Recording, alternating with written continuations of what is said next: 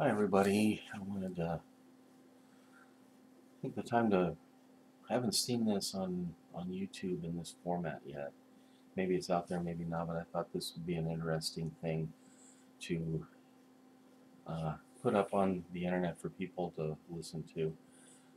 It's called "The Diary of an Armageddon Survivor," taken from the point of view of a Jehovah's Witness who um, sees what the society's really like. Day one. Well, the big A's over, and I survived. I made my way down to the Kingdom Hall this morning. By the end of the day, most of the congregation had gathered at the hall. Some brothers and sisters are still missing. Ed Thorne, our presiding overseer, told us that those who were missing should have spent more time in field service.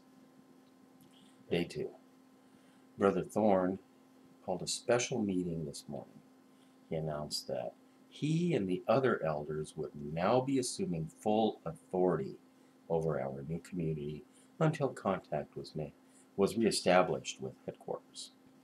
All decisions regarding community regulations, living arrangements, work assignments, and other matters would be at the sole discretion of the elders.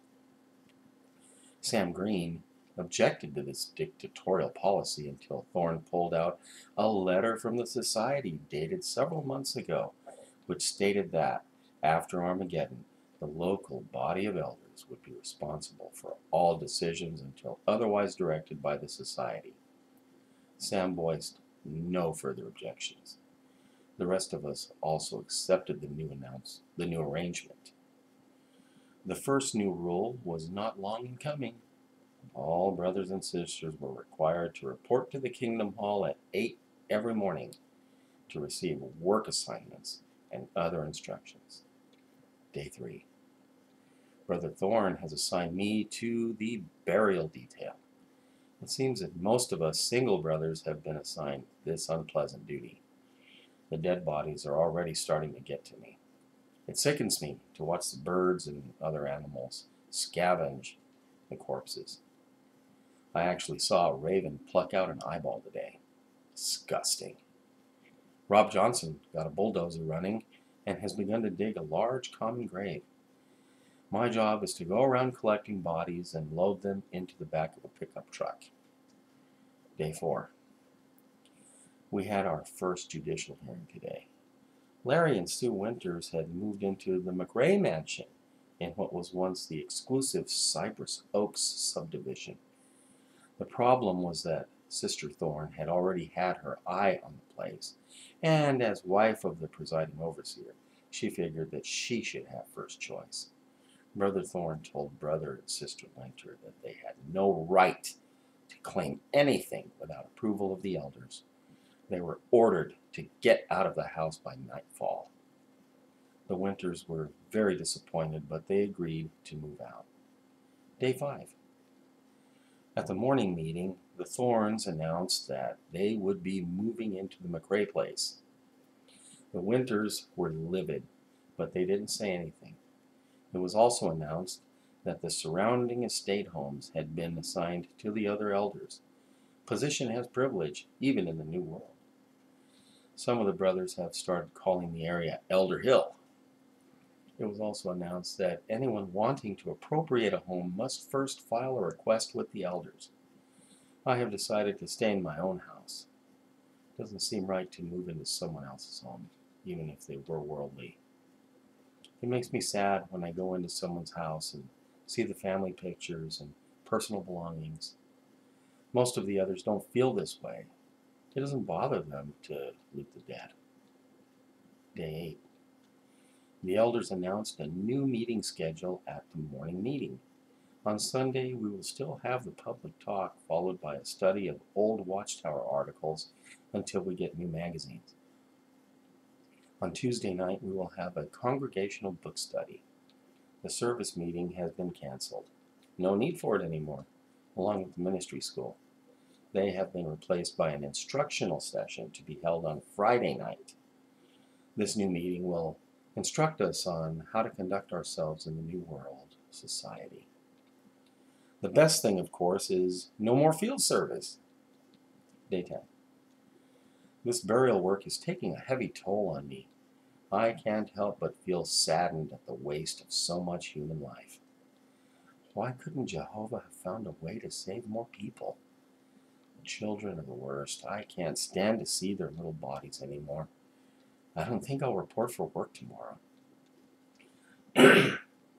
Excuse me. Day 11. I didn't go to work today. Ed Thorne came by later in the morning and asked me why I wasn't at work. I told him I didn't feel well. He told me to get to work, that everyone feels well all the time in the new world. He also told me that depression and mental anxiety were things of the past. Of course, he doesn't have to bury the bodies. Day 14. It's been 2 weeks now. I really miss things like electricity and running water. I wonder if we'll ever get things working again. Rob Johnson and I borrowed a generator from the hall last night and hooked it up to my television and VCR.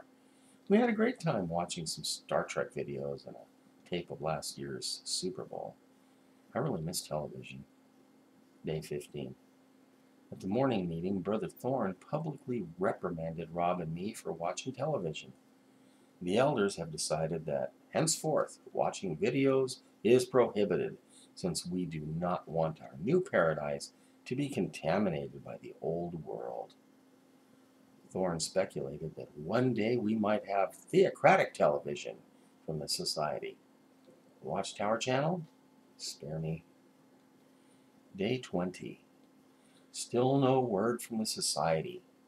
We have spoken to representatives from surrounding congregations, but the elders are not allowing anyone to travel. Carol Woods wanted to visit her sister in the next county to see if she made it through okay, but Brother Thorne told her to stay put and be patient.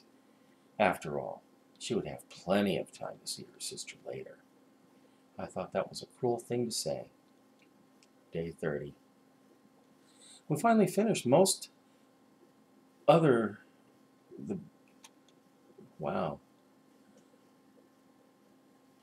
We finally finished most of the other burial work.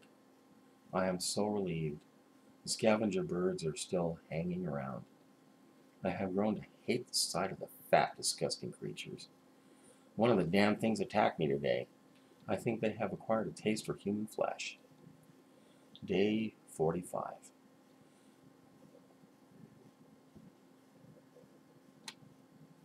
Many of the other brothers and sisters are getting sick of being bossed around by the elders. They run things like an old South plantation. We're the slaves and they are the overseers. I have been reassigned to work on the communal farm. It is hard work, but it is an improvement over the burial detail. Sam Green is organizing a committee to speak to the elders about some of the complaints that we all have. Day 47. The elders found out about Sam Green's attempted rebellion. At the morning meeting, he was publicly reprimanded and told to pray for a humble spirit. No one is to speak to him until he has shown proper repentance. I can't believe that we are just fellowshipping people in the new world. Day 51. Today, a messenger finally arrived from the society. Wade Peters, a young Bethelite, arrived on horseback. He told us that the society has moved all headquarters staff to Patterson after the destruction of New York City. We also received the first post-Armageddon Watchtower, now issued quarterly. Many of us had hoped that it would contain information allowing us more personal freedom, but we were disappointed to read that we were to keep following the instructions of the local elders until further notice. He also gave the elders a copy of a new procedure manual titled Organization for the New World, but none of us were allowed to see it. Day 69. My best friend got married today in a shotgun wedding. Rob and Sally Kennedy were discovered together while engaged in a heavy kissing session. Sally's blouse was unbuttoned and Rob had his hand on her exposed breast. After a judicial meeting, Brother Thorne announced that they were now married, without a ceremony or anything. Rob objected strenuously, explaining that he and Sally had not had sex.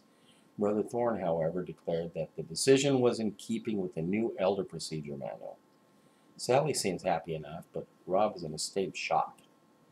I remember he once told me that he liked Sally's body, but thought she was as dumb as a box of rocks. Now he's married to her forever. I'll have to remember to keep my hands in my pockets when I date any sisters. Day 80. The newlyweds are not getting along. There has been a lot of gossip about their horrible spats. Rob confided to me today that he went to the elders in an attempt to get the marriage annulled. They told him that according to the society's new procedure manual, no divorces or annulments would be allowed for any reason. In addition, all marriages now have to be approved by the local body of elders. Day 81. Sam Green was reinstated today. He is still unhappy, but keeps his thoughts to himself now. Day 89. We are all in a state of shock. Rob committed suicide today. I guess the idea of spending eternity with Sally was not acceptable to him. The elders refused to let us hold a funeral service. I volunteered to bury my friend Brother Thorne, instructed me to bury him in the common grave where we had put the worldly persons. No one came to the graveside, not even his widow. I said a prayer for my friend. I will miss Rob greatly. Day 100. Life is becoming miserable for many of us. The elders keep placing new rules on us every day. We are told we must lead holy lives of service and submission. No dissent or discussion is allowed. It seems like we had more freedom before Armageddon. I never thought I would be nostalgic about the old world. Day 111. I can't take it here anymore. I'm going to travel to my brother's place, about 100 miles from here. Traveling on foot, I think I can make it in about 5 days. I wish I could get gasoline for my car. I'll have to sneak out since the elders still aren't giving anyone permission to travel. I have stored some food and plan to leave tonight after the curfew. I hope my brother is still alive. Maybe he will know if Mom and Dad are okay. Day 112. I made it out of town today. I wonder if they miss me yet. The destruction in the countryside is incredible. How will we ever rebuild everything? I've seen quite a few skeletons already. I guess there's still a lot of burial work to do before we build a paradise. Day 113. I ran into a group of brothers from Westview congregation. I was detained at gunpoint. Brother Thorne had gotten word to them to be on the lookout for me. I am furious. Why can't I visit my brother? Day 114. Ed Thorne and 2 ministerial servants arrived today to escort me back home. They were all carrying guns. Day 115. After my attempted escape and several other disciplinary problems involving other brothers, the elders have now set up a gun-toting police force. I was, of course, disfellowshipped at the morning meeting. I have been assigned to latrine duty. Day 116. I was instructed to report to the Kingdom Hall after work for additional instruction. I saw Sam Green and a couple of other troublemakers there. We were subjected to an hour of re-indoctrination, mostly the usual crap about maintaining a servant's spirit and not to think too much of ourselves. We were told to come back next week for more of the same. Day 123. I blew up today at the re-indoctrination meeting. I told Ed Thorne that I was sick of him acting like a theocratic Hitler. I also told him that I was leaving the community and that he better not try to stop me. My mistake. Thorne called his police force in and had me arrested. I am being detained under armed guard in a makeshift jail cell in the Kingdom Hall basement. Day 124. My judicial hearing is scheduled for tomorrow. Sam Green came by to see me. When the guards were out of earshot, he told me that his efforts to contact the society about the local elders had done no good. He had been told by the society to keep quiet and obey the elders without question. Sam is very depressed about this and about my situation. Day 125. My judicial hearing was held today. Ed Thorne acted as lead prosecutor. I, of course, had no defense counsel and could call no witnesses. After the hearing, which was held in secret, I was judged guilty of being an unrepentant apostate. I was solemnly informed that according to the Society's instructions, as contained in Organization for the New World, the punishment for apostasy is death by stoning. My execution is scheduled for tomorrow, day 126. Well, this is the end. Later today, I will be led out for my execution by stoning. I would rather be shot in the back of the head, but the Society obviously feels that stoning provides a better object lesson. If I get a chance, I will throw one of the rocks back at Ed Thorne. Funny thing is that I don't really feel so bad about my impending demise. This New World Society is not my idea of a paradise, and I don't want to live with these people for all eternity. From paradise lost to paradise regained to paradise lost again. The epilogue. Everyone turned out for my stoning, even the kids. Ed Thorne solemnly pronounced my death sentence and then quoted scripture, telling everyone not to let their eye feel sorry. No one did. My only regret is that they tied my hands behind my back so that I couldn't return any of their rocks with interest. Not very sporting. The last thing I saw before the lights went out was a sickening smirk on Thorne's face. Then I woke up in heaven, and there was St. Peter.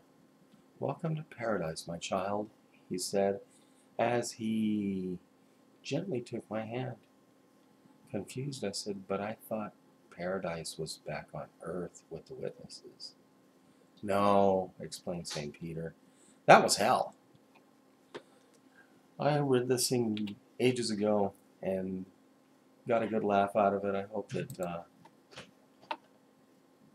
you all can find the humor in it and maybe see just how wrong the witnesses are and how messed up their theology and their teachings and doctrines are. I speak the Lord's shalom over each and every one of your lives. I speak joy and love and peace over your lives. And thanks for listening. Bye-bye for now.